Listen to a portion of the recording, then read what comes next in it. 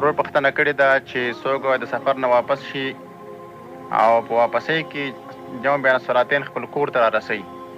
مثلا داسې اراده یې کړي چې رامنګه ماسپښین او مازدیګر لمونځ دی، د ماسپښین لمونځ زموږ په سفر کې دی، لیکن مازدیګر ته رسېږو خپل کور ته، د ماسپښین لمونځ هم وروسته کوم او د مازدیګر سره یو ځای بیا کوم په کور کې.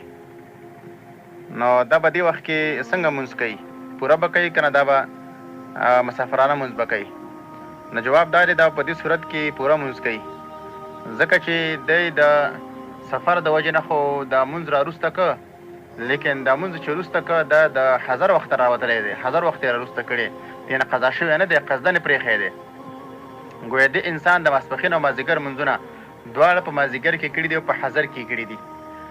لکه څنګه چې هغه انسان چې کله په سفر باندې روانېږي او د روانېدو نه مخکې اول جمع بین الصلاتین کوي بیا روانېږي، نو هلته هم دا قانون دی چې د سفر نه مخکې به جمع بین الصلاتین کولی شي، لیکن قصر به نه کوي، لمونځ به پوره کوي، ځکه دا فی الحال لا مقیم دی، مسافر شوی دا نه دی، خو د سفر اراده یې ده.